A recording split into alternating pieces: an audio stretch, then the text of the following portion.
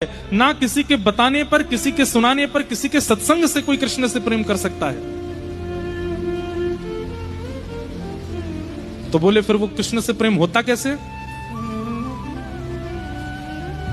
बोले कृष्ण प्रिय लगने लगे उसके दो ही कारण हो सकते हैं। कौन कौन से? बोले पहला, कृष्ण को आप भा जाओ, उनको आप भा गए।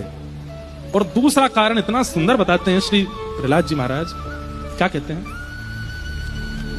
प्रहलाद जी कहते हैं, पुनः पुनः बार बार आपके ना चाहते हुए भी किसी महत्पुरुष, किसी भगवत प्रेमी अनुरागी भक्त की चरण रज आपके माथे से बार बार लग गई हो, उसका स्पर्श आपसे हो गया हो, उसके चरण रज आपके किसी अंग का स्पर्श कर गई हो, तो आप ठाकुर जी को प्रिय लग सकते हो और आपके चित्त में प्रेम आ सकता है। हम सामान्य बात नहीं कह रहे हैं, बहुत बड़ी बात कह रहे हैं। प्रहलाद जी कह रहे हैं, इसलिए ध्यान से सुनो। प्रहलाद जी कहते हैं, मुझे किसी ने प्रवचन नहीं सुनाया, मुझे ठाकुर जी प्रिय कैसे लग गए? अब प्रसंग आता है कि प्रहलाद जी जब मां के गर्भ में थे तब नारद जी ने कथा सुनाई। गर्भ के बालक को याद रहता है कुछ भी याद नहीं रहता। प्रहलाद जी कहते हैं, मैंने किसी का प्रवचन नहीं सुना कि मुझे ठाकुर जी प्रिय लग गए।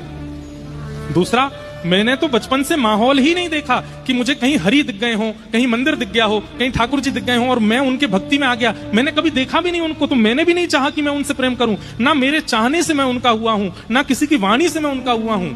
तो बोले फिर आप उनके हो कैसे गए? बोले निश्चित ही किसी महत पुरुष की चरण रज मेरे मस्तिष्क को प्राप्त हुई, जिस चरण रज के मेरे मस्तिष्क पर लगने से मैं ठाकुर जी को भा गया, मैं उनको भा गया। और जब मैं उनको भा गया तो उनका मेरे प्रति सहज प्रेम हो गया। और वो जब प्रेम करते हैं तो अपने आप उनसे प्रेम होने लग जाता है। ये बात प्रहलाद जी कह रहे हैं।